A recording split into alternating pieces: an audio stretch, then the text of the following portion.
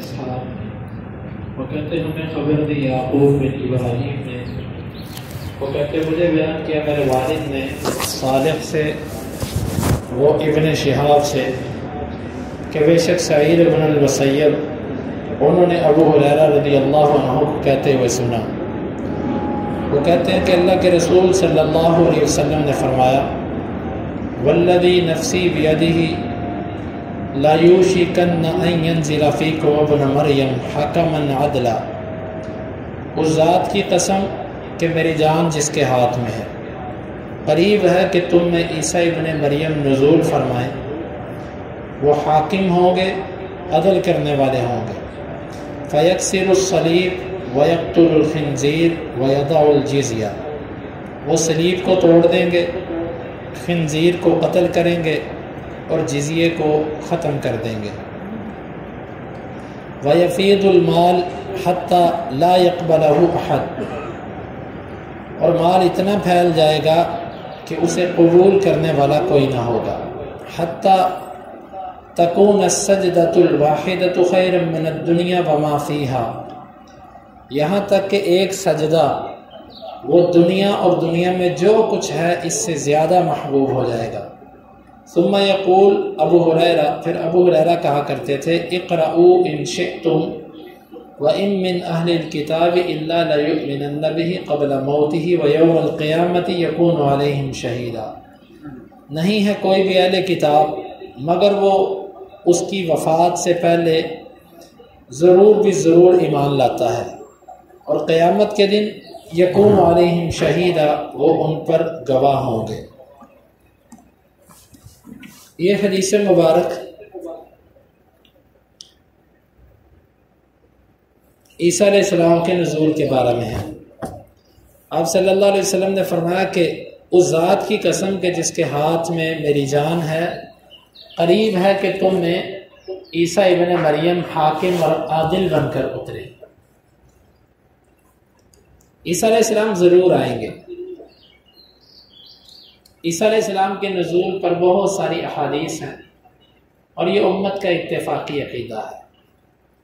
بعض مسلمانوں نے اس کو سمجھنے میں غلطی کی ہے، اگر تو وہ اس میں اجتہادی طور پر غلطی کر گئے تو انشاءاللہ اللہ تعالیٰ ان کو معاف کرے گا، اور جس نے تنگ نظری کی وجہ سے یا قرآن اور ان احادیث کا انکار کرتے ہوئے عیسیٰ علیہ السلام کے نزول کا انکار کیا، وہ بندہ کافر ہے، چاہے وہ کلمہ پڑھتا ہو چاہے نہ پڑھتا ہو۔ البتہ جس نے تعویلاً اس کا انکار کیا ہے، اس کو مسئلہ سمجھنے میں غلطی لگی ہے، وہ بندہ خطا کار ہے، اللہ تعالیٰ اس کو معاف کرے۔ عیسیٰ علیہ السلام کا نزول قرآن سے بھی ثابت ہے اور احادیث سے بھی ثابت ہے۔ آپ نے فرمایا کہ وہ ضرور بھی ضرور آئیں گے، قسم کھا کر کہا، اور وہ جب آئیں گے وہ حاکم ہوں گے اور عادل ہوں گے۔ عیسیٰ علیہ السلام ہماری امت کے اندر جب آئیں گے فیصلے کریں گے، لیکن فیصلے شریعت محمد صلی اللہ علیہ وسلم کے مطابق کریں گے، اس شریعت کو نسخ نہیں کریں گے، اور عدل کے ساتھ فیصلے کریں گے۔ اور ایک روایت کے اندر ہے کہ زمین ظلم اور زیادتی سے بھری ہوئی ہوگی، اور عیسیٰ علیہ السلام آئیں گے اور اس کو عدل کے ساتھ بھر دیں گے۔ فیکسر الصلیب، صلیب کو توڑیں گے۔ صلیب یہ جو عیسائیوں کا جمع کا نشان ہے، یہ اپنی طرف سے سمجھتے ہیں کہ عیسیٰ علیہ السلام کو صلیب سولی دیا گیا، یہ اس کا نشان بناتے ہیں۔ عیسیٰ علیہ السلام اس کو توڑ دیں گے۔ مرزائی کہتے ہیں یہ صلیب توڑنے کا کیا مقصد ہے؟ وہ کہتے ہیں نہیں، صلیب توڑنے سے مراد ہے عیسائیوں کو شکست دیں گے، اور مرزا قادیانی نے عیسائیوں کو شکست دی تھی۔ خیر یہ تو جھوٹ ہے بہت بڑا۔ ایک کتاب اس نے لکھی تھی اور اس میں بھی اس نے جو خیانتیں کی بات کے اندر اور جو اس نے غلطیاں کی وہ ایک الگ موضوع ہے۔ یہاں پر صلیب توڑنے سے مراد ہے عیسائیت کا نشان ختم کر دیں۔ دیکھیں کسی بھی قوم کا سب سے اہم جو ہوتا ہے وہ اس کا جھنڈا ہوتا ہے، اس کی شناخت ہوتی ہے۔ جب کسی چیز کی شناخت ختم کر دی جائے تو اس کا مطلب ہے کہ اس کو ذلیل و رسوا کر دیا گیا۔ عیسیٰ علیہ السلام صلیب کو توڑ دیں گے، جہاں کہیں صلیب بنی ہوگی اس کو ختم کر دیں گے، اس کا نام و نشان دنیا پر نہیں رہنے دیں گے۔ نہ صلیب کسی کے گلے میں ہوگی، نہ کسی گرجے پر رہے گی، اور نہ کسی کے گھر کے باہر رہے گی، ہر جگہ سے صلیب کو ختم کر دیں گے۔ وَيَقْتُلُ الْخِنْزِيرَ، اور خنزیر کو قتل کریں گے۔ خنزیر کو قتل کرنا کیونکہ یہ نجس ہے اور عیسائی اس کو کھاتے ہیں، تو وہ اس خنزیر کو ختم کر دیں گے دنیا سے۔ یہ مرکزی خوراک ہے عیسائیوں کی۔ اور تیسری چیز آپ صلی اللہ علیہ وسلم نے فرمایا کہ وہ جزیے کو ختم کر دیں گے۔ جزیے کو ختم کرنے کے دو مطلب ہیں۔ ایک مطلب یہ ہے کہ وہ جہاد اور اسلام، اس کے علاوہ کوئی تیسری صورت نہیں ہوگی۔ ابھی اسلام کے اندر 3 صورتیں ہیں، کوئی مسلمان ہو جائے، مسلمان نہیں ہوتا تو مسلمانوں سے لڑائی کرے، لڑائی بھی نہیں کرتا تو تیسری صورت ہے وہ جزیہ دے، یعنی سالانہ ٹیکس دے۔ عیسیٰ علیہ السلام جب آئیں گے تو وہ ٹیکس نہیں لیں گے، وہ کہیں گے نہیں صرف مسلمان ہو جاؤ، ہونا تو نہیں تو میرے ساتھ لڑو یا مارو یا مر جاؤ، تیسری کوئی صورت نہیں ہوگی۔ یہ اس کا معنی۔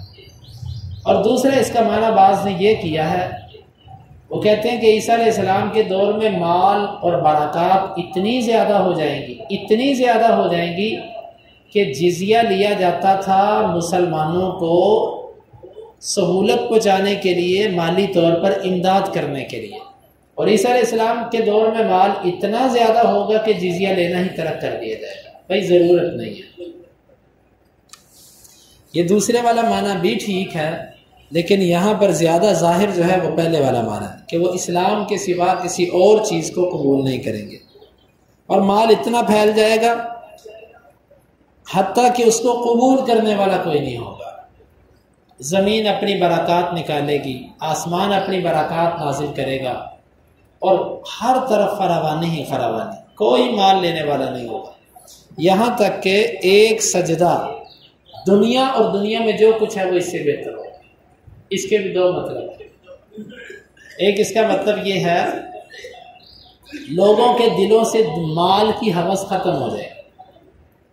جب کسی بندے کو کسی چیز کا لالچ ہوتا ہے، اس کو جب اتنا دے دیا جائے، اتنا دے دیا جائے کہ وہ اس کو سمیٹ ہی نہ سکے، تھک جائے اس کو لینے سے، اس کی ہوس ختم ہو جاتی ہے۔ یعنی مال اتنا وافر ہو جائے گا کہ لوگوں کے دلوں سے مال کی محبت ہی ختم ہو جائے گی۔ پھر لوگوں کے دلوں میں سب سے زیادہ محبت جو ہوگی وہ نماز کی ہوگی، عبادت کی ہوگی۔ یعنی لوگ اتنی فطرت کی طرف آ جائیں گے، اتنی خیر پھیل جائے گی کہ ایک سجدہ، اور ایک طرف دنیا اور دنیا میں جو کچھ ہے، لوگ سجدے کو پسند کریں گے، دنیا اور دنیا کے اندر جو مال ہے اس کو پسند نہیں کریں گے۔ اور دوسرا اس کا مطلب اس کے بالکل برعکس کہ اس دور کے اندر دنیا داری اتنی بڑھ جائے گی، اتنی یعنی کہ مشغول ہو جائیں گے لوگ کہ ایک سجدہ کرنا اس وقت دنیا میں جو کچھ ہے اس سے بڑھ کر ہوگا۔ یعنی کہ ترغیب دلائی جا رہی ہے کہ مال کی فراوانی اور اس کی کثرت میں کھوب نہ جانا، عبادات سے دور نہ ہو جانا، بلکہ ایک سجدہ ہی ان ساری چیزوں سے بھاری ہے۔ یہ مفہوم بھی ترغیباً تو لیا جا سکتا ہے، لیکن پہلے والا مطلب زیادہ واضح ہے، واللہ اعلم بالصواب۔ یہ ممکن ہے کہ یہ کیفیت جو ہے یہ عیسیٰ علیہ السلام کے نزول کے بعد دجال کے وقت میں ہو، اس وقت مسلمانوں کے لیے بہت زیادہ مشکل ہوگی، اور لوگوں کو سب سے زیادہ اس وقت جو سکون دینے والی چیز ہوگی وہ ایک سجدہ ہوگا جو اللہ کے سامنے کیا جائے گا۔ پھر یہ حدیث بیان کرنے کے بعد ابو ہریرہ کہا کرتے تھے تم اللہ تعالیٰ کی اس آیت کو پڑھ لو، وَإِن مِّنْ أَهْلِ الْكِتَابِ إِلَّا لَيُؤْمِنَنَّ بِهِ قَبْلَ مَوْتِهِ، کوئی بھی جو اہل کتاب ہے نا وہ اپنی موت سے پہلے اس پر ایمان لے آتا ہے۔ اس آیت کی تفسیر میں مفسرین کے کئی اقوال ہیں۔ پہلا قول یہ ہے اپنی موت سے پہلے، یعنی کوئی بھی عیسائی جب مرنے لگتا ہے نا تو وہ عیسیٰ پر مرنے سے پہلے ایمان لے آتا ہے، لیکن اس وقت ایمان لانا اس کو فائدہ نہیں دیتا۔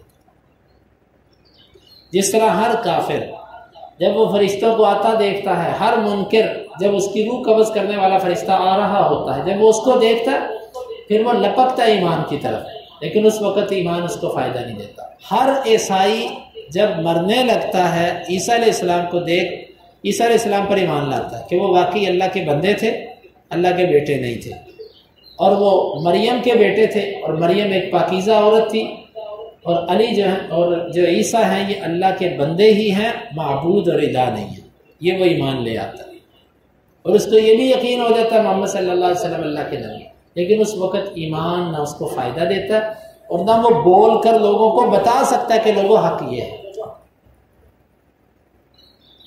دوسرا اس کا معنی وَإِن مِّنْ أَهْلِ الْكِتَابِ إِلَّا لَيُؤْمِنَنَّ بِهِ قَبْلَ مَوْتِهِ، کوئی بھی اہل کتاب جو عیسیٰ علیہ السلام کے زمانے میں ہوگا وہ اپنے مرنے سے پہلے عیسیٰ پر ایمان لے آئے گا، قبل موتہ، اس عیسیٰ کی موت سے پہلے۔ یہ دونوں معنی درست ہیں۔ پہلے والے معنی کے اندر وسعت ہے، اس میں پہلا اور بعد والا دونوں شامل ہے، جبکہ دوسرے معنی کے اندر ذرا تخصیص ہے۔ اس لیے یہی درست ہے کہ ہر عیسائی جب بھی مرنے لگتا ہے اہل کتاب، وہ یہودی ہو عیسائی، اس کو عیسیٰ علیہ السلام کے حق ہونے پر یقین ہو جاتا ہے کہ واقعی عیسیٰ علیہ السلام حق تھے، اللہ کے بندے تھے۔ باقی انشاءاللہ العزیز اس مسئلے پر مزید آئندہ درس کے اندر اللہ تعالیٰ سے دعا ہے اللہ تعالیٰ ہمیں ان احادیث کو سمجھنے کی اور ان پر ایمان رکھنے کی توفیق عطا فرمائے۔ اللہم انفعنا بما علمتنا وعلمنا ما ينفعنا وزدنا علما وآخر دعوانا ان الحمد للہ رب العالمین۔ حدیث نمبر 3448۔